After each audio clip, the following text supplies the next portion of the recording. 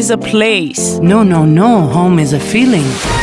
Home is my motherland. It's more where you feel alive and inspired. Well, I think we're talking about the same thing, aren't we? Home is where our story begins. What's your story? Homesick at Home every Friday from 9 to 10 p.m. On Radio Van 103.1 with Ina MK and Rina D. Shot City, I'm coming home again. Good evening, ladies and gentlemen, dear listeners of Radio Van. It's Friday night, and we're back in the studio with my lovely friend and colleague, Rina D. Hello, hello. How are you, Ina? I'm fine. How about you? I heard you had a concert tonight. And I heard you were very busy, too. We had a really quick, express party. So you go first. What was your concert about? Yes, it was a charity concert at Uli Khanyan, breast cancer awareness. There were a lot of performers there tonight, so I did a very quick performance because I had to rush to the radio. Busy lady, busy star. From voice to Radio Van, from Radio Van to charity concerts. She's everywhere. And of course, tonight we have a guest who is going to tell his story of appearing in Armenia. And his name is Hratch Davidian Right. Yes? Yeah. Hello. Good evening. Good evening. Good evening. How are you, Hratch? I'm good. Good evening, Yerevan. Good evening, Yerevan. Good evening. And so let's start from the very beginning. Where were you born, raised? Yeah, born in Lebanon, Beirut, Mm-hmm. to a very Armenian family.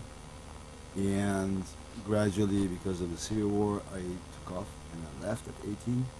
But yes, I went to Armenian high school, part of the cultural clubs and sport clubs, all Armenian. So basically, I grew up very Armenian. So this what means very Armenian family. Very Armenian, yeah, because let's say you're an Armenian in a for instance, Lebanon, Beirut. They're of course they're Arabs, with all the respect, but you're different from them.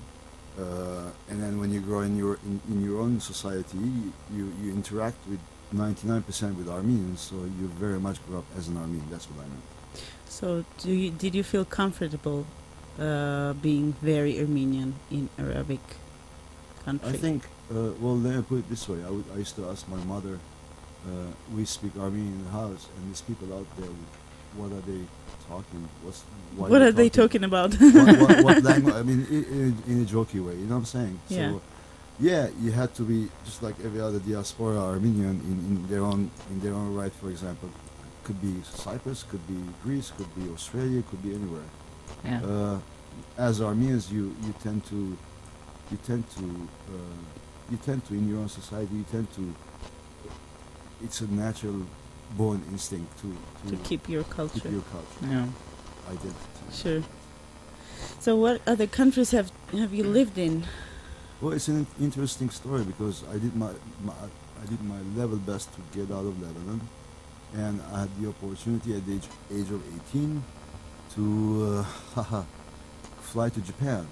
My first stop was Japan. Why? Why Japan? Interesting. Why Japan? I mean, I always like photography. I'm sure later on we'll talk about that.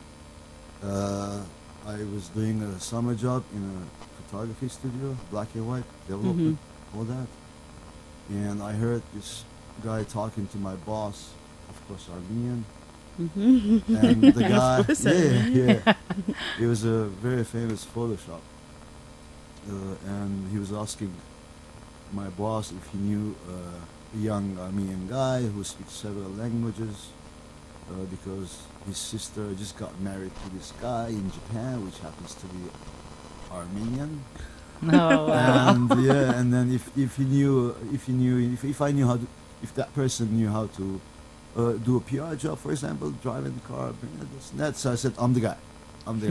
Take me there. So in a month and a half, spoke to my parents, and after a month and a half, I landed in Kobe, Japan. And that took me a year and a half. What was it like? Tell us Everything- a bit. everything you know, different. I'm sure you guys are travelers. But you travel around the world, different cultures. You get small shocks. Japan is a major cultural shock, especially can when imagine. you're 18. Yeah. Prior to that, we used to travel a lot with my family. I mean, we went to Europe, this and that. We're traveling family. Summertime, we used to travel a lot, so exposed to traveling. But Japan was an extreme, everything different. Like an alien. Yeah. But I think I was too young. I could have absorbed more. Years later, I realized that. But it was an amazing experience. A year So and a did half. you go back later on? Or? No, you didn't. no, not Japan. A lot Okay. of Far East, but not Japan. Because you didn't want to go there? Would you want to revisit it at No, this age? or no? I think that's how I took life. One thing at a time. When the opportunity comes, I don't really force myself to plan. Let's say I live my Hima. Hima Right is very now. important for me.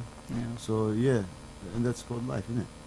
So yes, a year and a half in Japan, and then I would have stayed longer, and my boss would have loved me to stay longer, but I had to because of visa issues. And then, of course, meanwhile, I did China, I did Hong Kong, traveling here and there, change of visas, this and that, so I was exposed to that area. Then I had to leave. Then I went to Europe. I did my level best not to go back to Beirut, but I had to go just for a week for a change of passport, this and that. But I lived, I stayed in Greece for a year, doing nothing. I was just a hippie traveler. You can Yeah. say that a bit louder. It's Yeah, okay. yeah. It was like, I think then that phase came, and then I made some really good friends in Japan, which one of them was a Greek guy, and he was much elder than me, and he was part of that movement. So I want to enjoy that kind of a life, a backpack, a sandal, one jeans, one short, two t-shirts, and nothing else. But of course my camera. I will insert that. Having said that, in Beirut, like I said, I used to work in a photography shop, and I had my camera always with me. I did a lot of street photography in Lebanon, war photography. I used to sell my photos, this and that. And then I did a lot of photography in Japan. And then gradually my camera became my best friend. We went everywhere. Then in Greece I did some photography, naturally, but nothing else. Just a Laid back life. life. It's like typical Greek style, I think. Yeah, island to island. I managed to stay 6 months from island to island, Tikladis area, some people might know. Managed to hitchhike from island to island on rich guys' boats. I like Begging them, that. but I These had are a- good tips, by the way, Yeah. for people who are But listening I had right a now. very, very beautiful and interesting girlfriend back then, and she was Greek, of course. She was a hippie freak, and those were the days, selling postcards in Plaka or whatever, and helping friends to make beads and helping them to sell beads. Well, basically, completely different kind of lifestyle. Then well, I don't know if you want me to move on. We do want Yeah. you to move on after the advertisement break.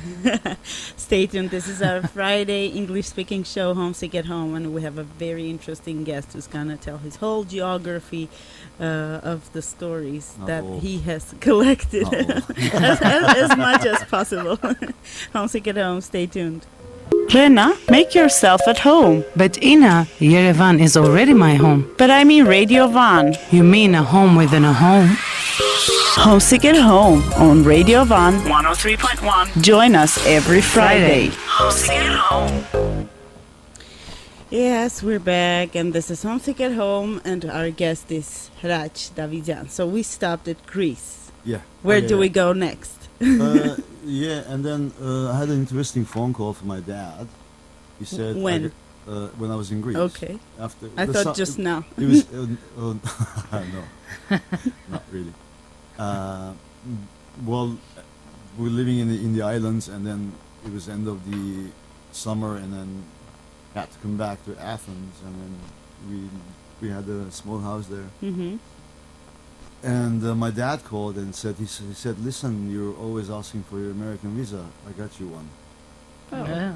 And it was interesting. I was not very much interested, but then I said, okay. I flew back to Beirut for one more time and one last time for a long, long time. Got my passport and my visa stamped in, flew back to Greece, said goodbyes to my girlfriend, and then I decided, well, I did a bit of Germany and Copenhagen, and then eventually I flew to States. That's typical Armenian Los Angeles. Mm-hmm. I wish I could say like Wisconsin or something. but yeah, straight to Los Angeles. It was a new page. It was interesting. I don't know. I completely understand that every other Armenian will think flying to Los Angeles is completely like an Armenian flying to Los Angeles. I flew as a very open person. I never interacted with Armenians. I went and just to explore the American life. Was it possible in LA when there are Yes, so many Armenians yes, I lived around? maybe whoever has been to Los Angeles would understand because I lived in Santa Monica Beach, Mm-hmm. and then eventually 4 years in Venice Beach. I went to college there, and then my life changed, and I had this little bit of responsibility of kind of an awakening because everybody's responsible there. I was too eager to go back to college at that age, and I did manage to do that. I studied DOP, direction of photography. Mm-hmm. It's the same continuation of my camera being part of my kind of Yeah. life at that time, to now maybe. And yeah, tried to make a life there. I think I traveled a lot within the States. Did a lot of New York, Boston, here and there, Diego, whatever. 6 years had passed. My last stop in the States, I was in Las Vegas. Mm-hmm. Don't ask why. We could probably guess. I lived there for a year and a half. My last 5 years of LA life, and then a year and a half in Las Vegas. And then, hey, And then I lost all my money, and then No, I was all right. I was a regional manager for some kind of other job, which I did back then. And hobby was just photography. I did study it, but it's quite hard in the States. I'm sure people will understand that you study something else and then you work something else until the opportunity comes that you can do whatever you like. Yes.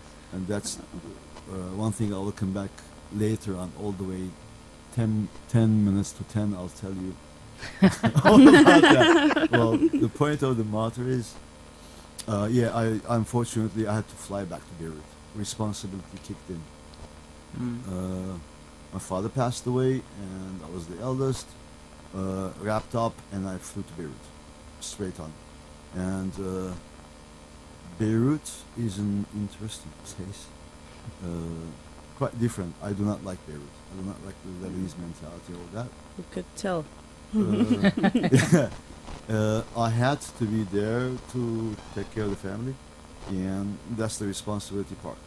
For a couple of years, I had to organize, you gotta take care of family, So my mom and my brother, they flew to Germany.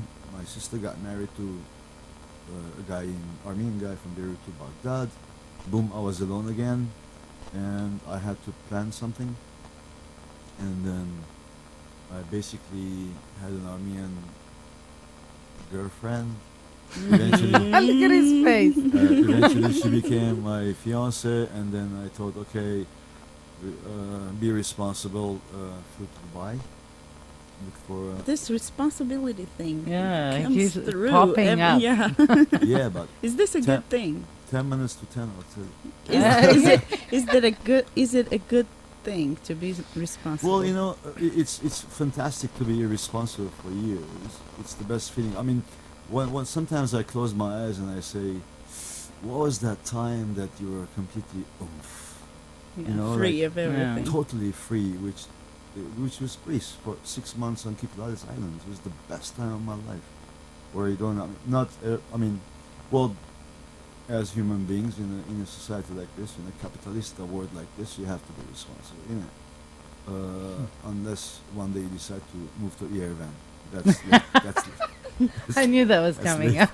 That's later on. But you plan it, because you kind of because the system tells you to do things against your own will. I'm not talking. I'm not a spokesman for hippies, but what I mean to say, there's a limit for responsibility. But today's world, today's world requires that. So everybody is responsible because we're chasing money. We have to buy that swimming pool. We have to buy that beautiful house and all that. So basically, I flew to Dubai and I got a job. Then my switch was from photography to video production, and I got into. I was a cameraman because in Lebanon I managed to work for a TV station. They gave me a chance to study and learn TV. I worked for a famous TV station, LBC, and they gave me an amazing chance to learn TV, A to Z. Wow. I spent all my 12 to 14 hours in that TV station, doing my job as a cameraman, but at the same time studying the whole operation of what happens in a TV station. That was a big exposure, and I set my mind into, I said, okay, I will pursue that career. I want to become a producer, I want to become this, I want to become that. So that's what I did in Dubai. Totally switched to video production. I worked for a production house for a year, and then I had a great job offer by Dubai government. I worked 8 years for Dubai government doing documentaries for them. I became a producer. I studied online non-linear video editing, blah, blah, blah, blah, blah, blah. So I became a video guy, video producer. So do you miss that? We talk about, absolutely, yeah. I think you're coming back next Friday as well. We're gonna cover all of these. But okay, Yeah, I'm going very fast because I'm getting, I have the, Okay. there are a lot of stories in between which could be interesting, but and we anyhow. have a lot of questions. Anyhow, so the thing is that I completely dedicate myself to help my family, so they can be okay, and they're okay. I made sure, I made a long list of things to do. Buy a small flat for mom, Beirut, this, that, take care of brother, finish the army, bring him to Dubai. He became a photographer also, naturally. He got a good job. He stayed with us for a year and a half, and then eventually became a great photographer. He became a picture editor for ITP. It's a huge company, a British company, the Time Out group. He became head of the photography department. Eventually I moved on, and 8 years of doing documentaries for the Dubai government. They flew me a lot of places. I made a lot of interesting documentaries for them. Having said that, Dubai was it was the beginning of Dubai, so I had to cover everything. Quite interesting 8 years, and then eventually, you know what? I get bored.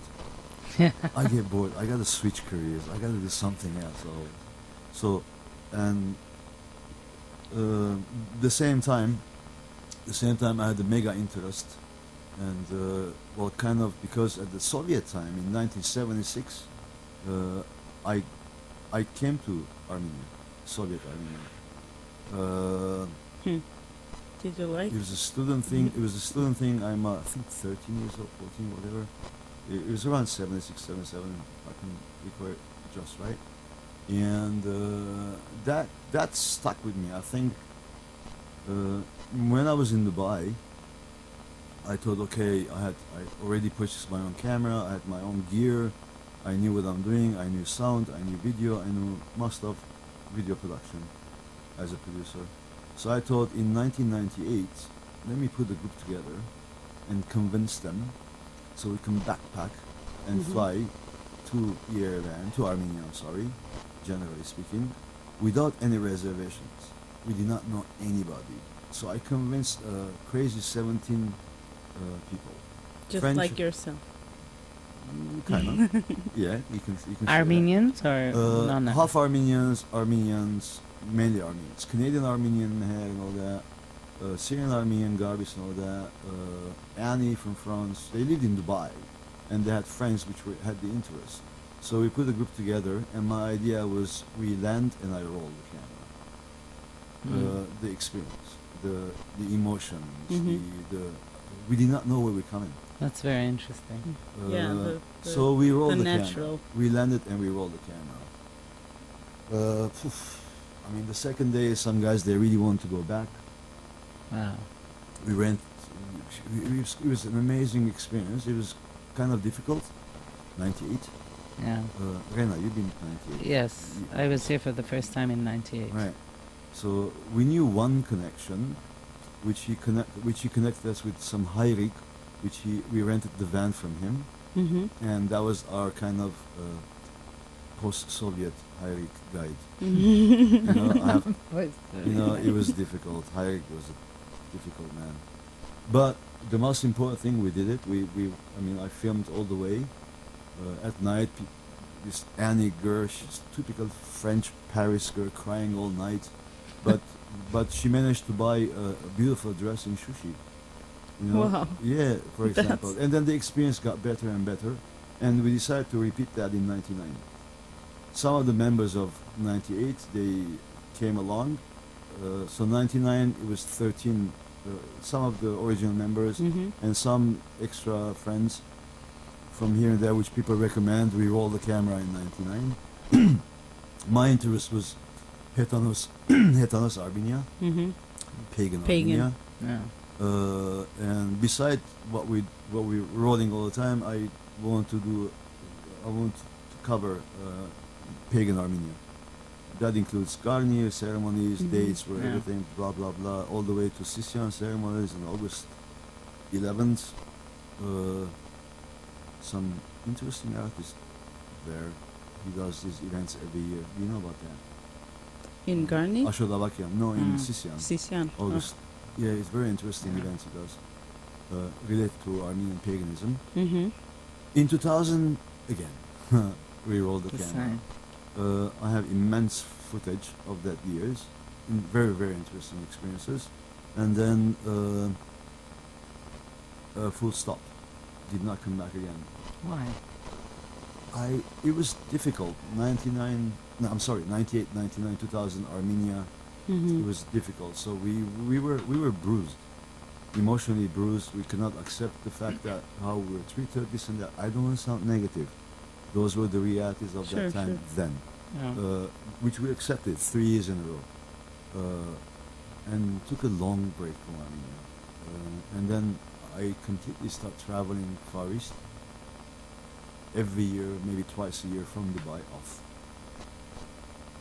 But, well, like I said, I got bored, and I get bored, I have to switch to something.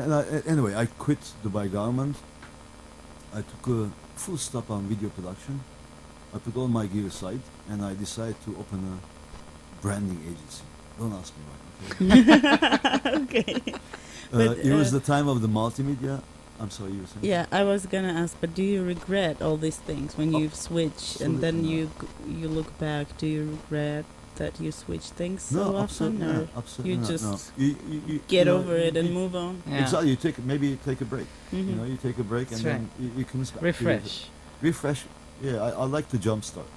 One thing I learned from the States, you have to reinvent yourself, and that makes it more interesting. The living becomes interesting. And then, I have a cousin. I have to say, can I say this? Sure.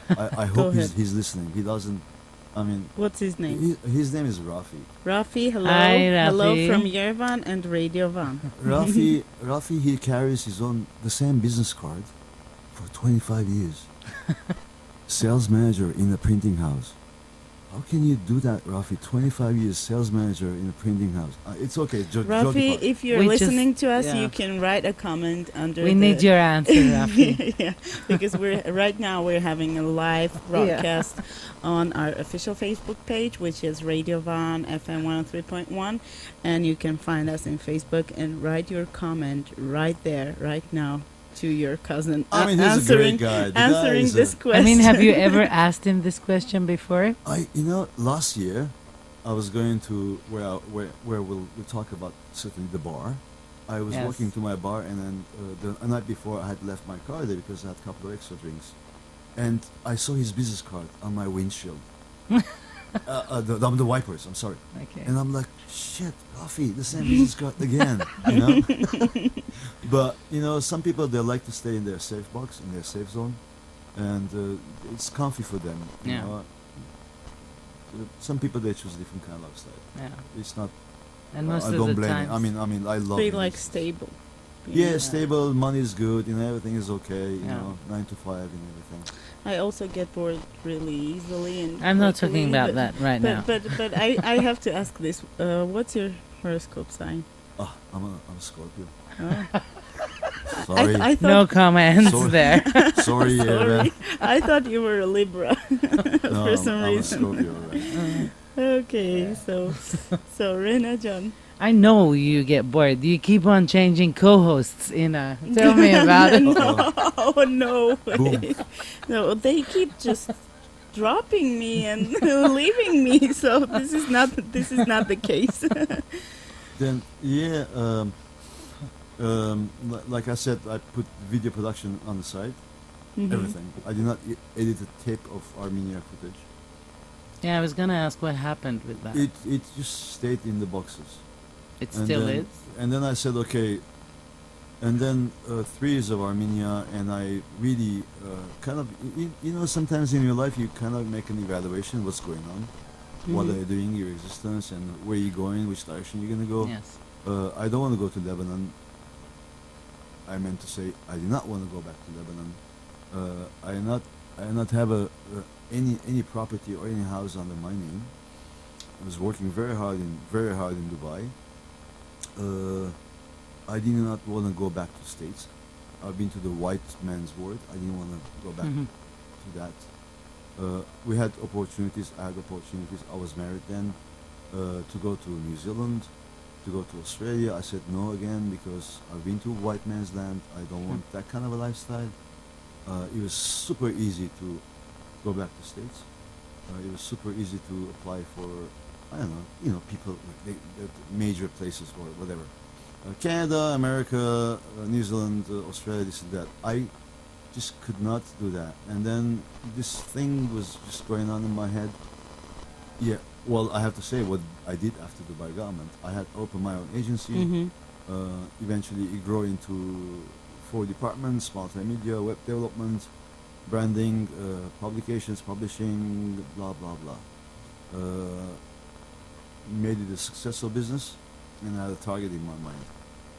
I said, you know, when the opportunity comes, a place like Dubai, where it's people are lost in that luxury in the lifestyle, I decided to use the capitalist word for my advantage as a socialist guy. What?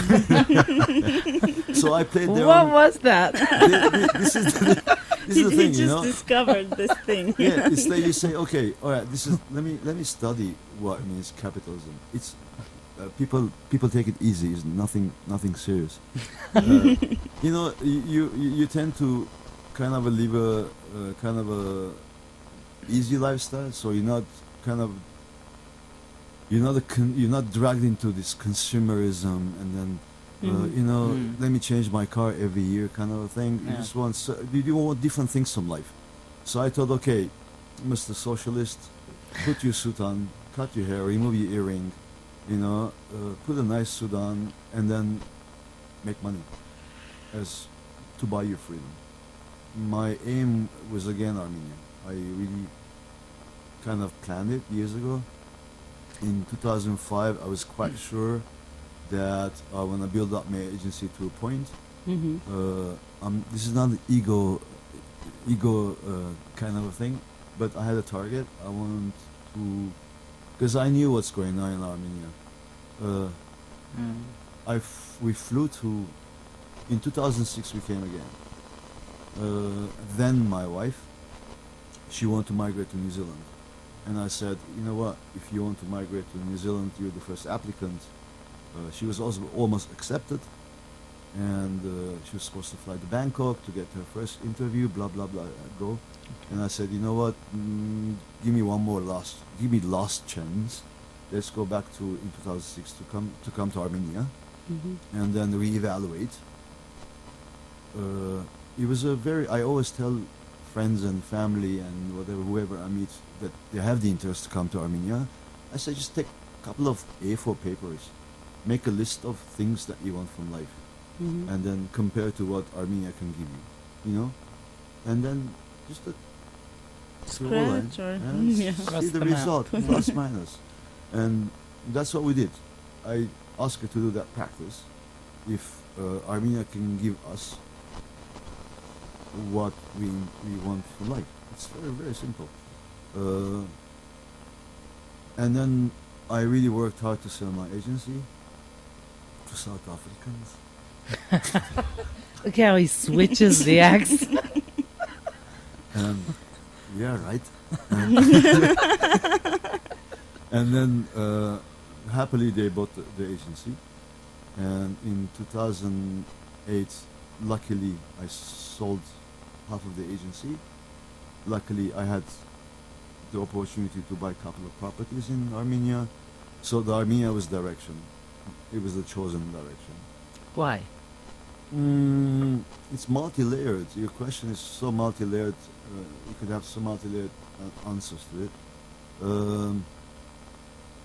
First of all, you have to have a kind of belonging. You know, bad gonna Yes. uh, Sense of regardless. You know, I've told a very short story which I've been while I traveled, and in between I traveled a lot of different countries. I don't know, 40 some countries, 200 some cities. I have no idea. I never count them. Just throwing numbers. But the thing is that wherever you go, wherever you establish, you become successful. Now so and so and so. Eventually, the identity kind of calls you in. The call of blood. It's you have a kind of a belonging. You know, you have a history. I Yes. always I always tell my friends when they land in Yerevan, I go pick them up from the airport, foreigners, and I say, welcome to a 25-year-old country, but with 4,000 years of civilization. Excuse me. You know, so things will be justified eventually. Today is different times. Hima is different. It's very different in Armenia. What's happening Hima in Armenia, but gradually we have. It's not like I owe it to my history, to my grandpa, this and that. No. We're not tribal people. We are civilization. We've lost it so long. So we kind of and I don't know, maybe the same experience you have, Rena, that every other time I have a different experience. I learn something else in Armenia. I discover something else by kind of conversing with people, generally speaking. It could be culture, it could be music, whatever, you know, it's multi-layered. So one of the main reasons was that. The second was that security. Yes. That sense of security that this is my country. You know, when 6 years ago when I got my nationality, or 7 years ago, what a relief. No, I swear to God. Yeah. By the way, I never applied for what they call it, green card. Mm-hmm. I don't know if the colors changed, but I never. It's still green. Is it green, Mr. Trump? Is it green? I think it's actually white, but I don't know why they call it a green card. Well, It's a Trump green light to a new. Oh, Mr. Trump might change it to yellow. You know, whatever. Anyway, jokes aside, I never applied to green card. I never want to have the nationality. I never want to be American. Basically, 7 years ago when I got my Armenian nationality, it was one of the best feelings. I traveled the first airport. I think I don't know where I traveled with the Armenian passport, and they asked me, "Where are you from?" I'm like, "Oh my god, What should I I've been say? asking this question, you know, I don't want to curse now, but you know, and so I threw my passport. So I'm like Armenian, you know. It was a great feeling, but Canadian. It's very very important. And then, man, I don't know. Throw me a question. Yeah, but this is He's answering the first question you Still. asked him. He's still answering that. Also, I was gonna ask you. You revisited Armenia so many times. What are the main basic changes, good or bad or whatever, you have noticed, you have seen, and which are still there? Yeah, if you go back to the basic rules of human existence, it's evolution. We cannot deny that. It's every second we are changing. boom, you change, boom. You know, it's part of as a human being, it's part of our nature. No, so naturally, smart nation, smart people. Armenians are very smart, very sharp, very open, very quick learners. They do not adapt. They learn through, they walk through. It's not something like, I don't know, oh, you know, let's say some countries, some cultures, they copy and adapt to, I don't know, let's say call it the American or the Western lifestyle. Yes. Armenians are nowhere near that. Armenians are they know how to take it in and then take it forward. Yeah. And genuinely, I can say that. So having that plus in their genetics, thank God we are Armenians, isn't it? So Hallelujah. no, it will lead to a Yes. very good place. It will eventually will lead to and there's another melting pot story that yes, I come from diaspora. Yes, I've been living here for 9 years. I love it. Yes, I realize that when I meet a French Armenian guy, I always think, what if, let's say, an Armenian guy that moved from France to Armenia, I would say, how interesting things he would bring, things from a different culture, different experience, and by interactivity with the local people or different diaspora Armenians, it's, I don't know, Uruguayans, Greek Armenians, Syrian Armenians, Australian Armenians, Canadian Armenians, so forth. So a big melting pot. Yeah. No other nation has the opportunity. No other nation has this beautiful chance of an international diaspora experience. I'm not talking about us as diaspora. I'm talking about local Armenians, which they left in 91, 92 also. I have great friends which they came back. They left at 91, 92.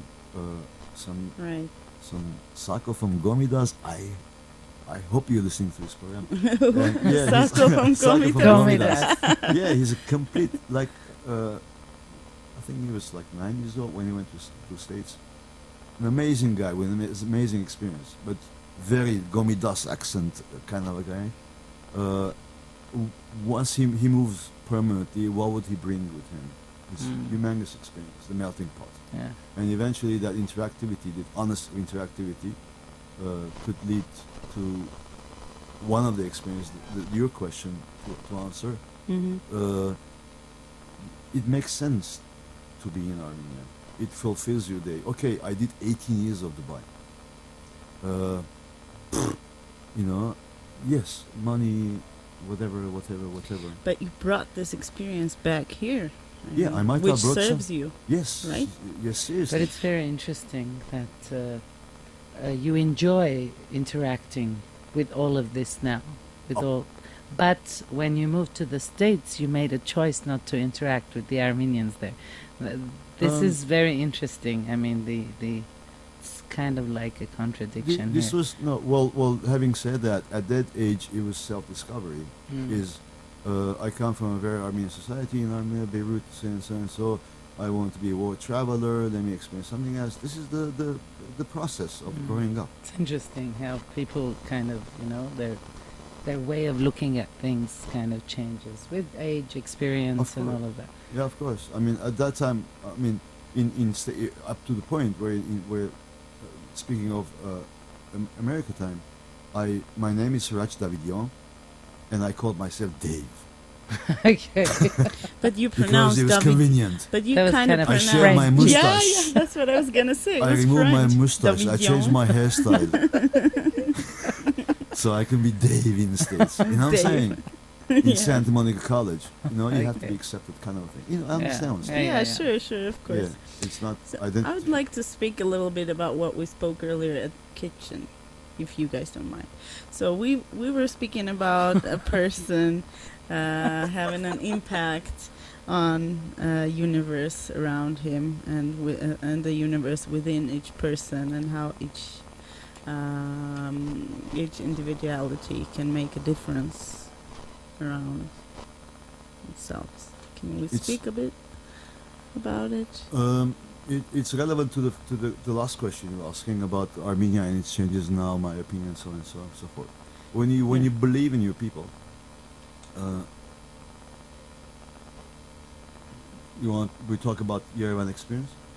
Yeah. In general, I mean, your opinion. You know, what I do now is completely different. I don't know if it's allowed to talk about Yes, I my wanted business to. or something. I wanted to don't wanna ask talk- you to tell people. I don't want to advertise anything this, funny. This No, switch, no. because you made another switch after you came to Yerevan. Yeah. to Exactly. Armenia. Yeah, know- let's hear this story. How you dared to open a place which was really completely Every different. other city you go to, if this kind of a person would look for the underground and the real people, the artists and so forth, so on, musicians and so forth, so on. You know, when the first year in Yerevan, I was doing some jobs. Mhm. I was the marketing director for some project.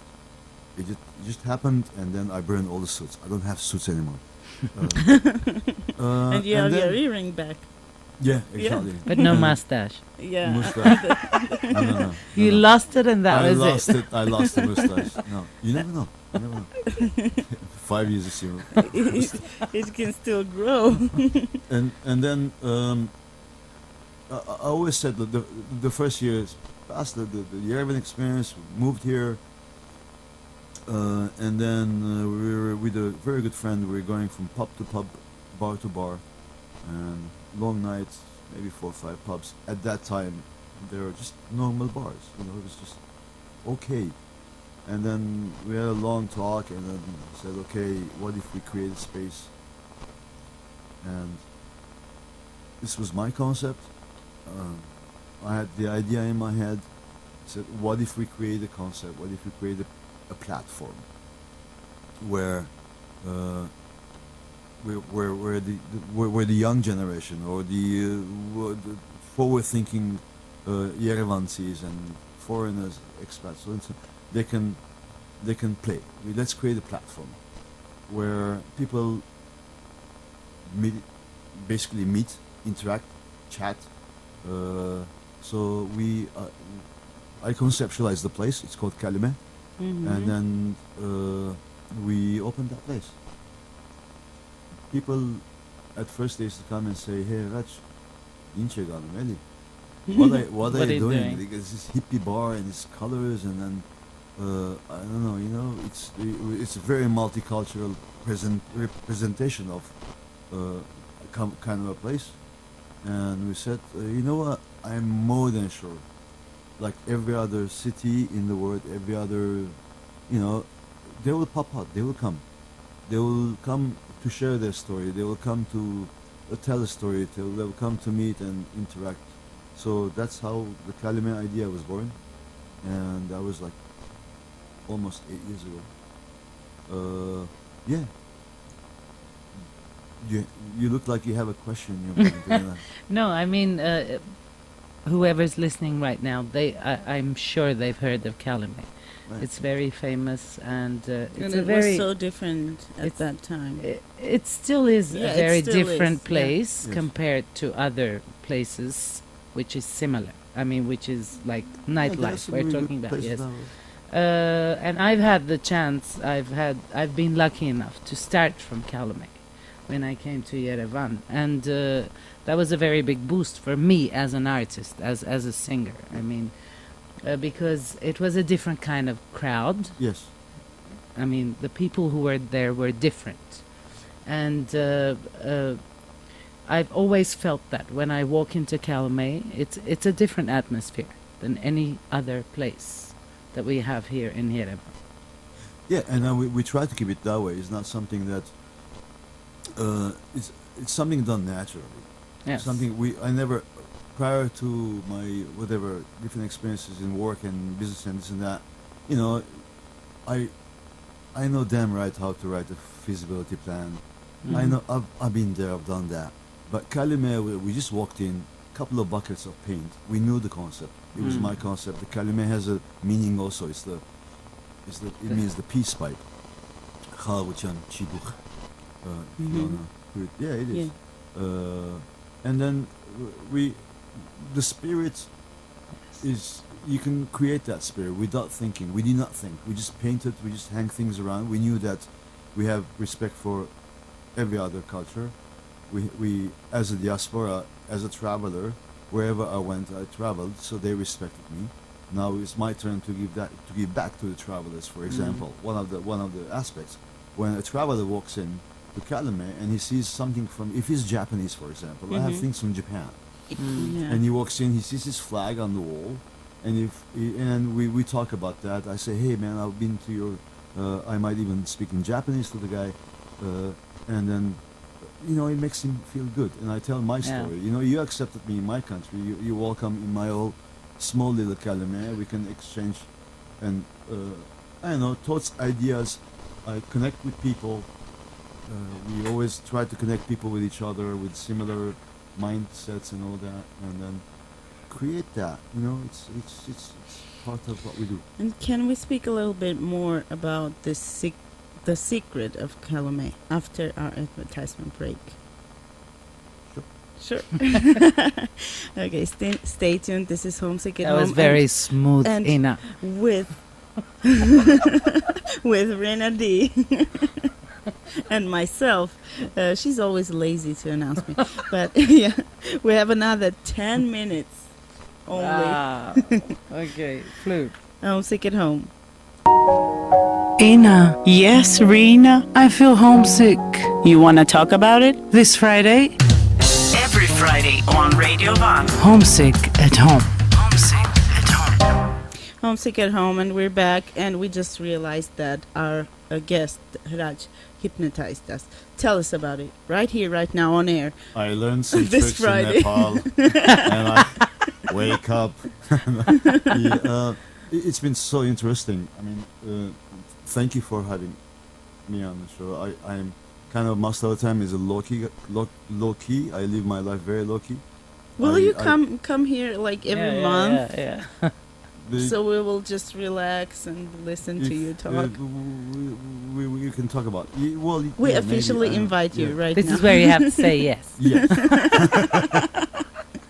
the thing is that when you live like, I don't know, 30, 40 years, and then you try to kind of squeeze it into an hour, and I try to squeeze it's into an impossible, hour, of course. and there are so many, like there are different stories also. So many It's called highlights. life, different Yeah. experiences and so forth, so on. But when you bring that, coming back to the point where we bring that experiences back to Yerevan, and you can share it with people, you can tell stories, you can, You should organize evenings like this at Kalame and talk to people about your experience. I mean, this is everybody's got an serious. experience, with all the respect. I mean, a 21-year-old waitress that she works for us, she has experience. Then you In could- her own right, in these Could 2-3 be years, experience that exchange evenings. yeah, everybody's got a kind of the whole. Maybe I should wrap it up this way: that if you have to explore, and then you have to kind of live the Hima, because the past is the past, the future is an illusion. I want to be a pilot, but it's an illusion. Do you? Why did I Did say you that? just say Do that? you? Pilot? Somebody said pilot. Anyway, It was you.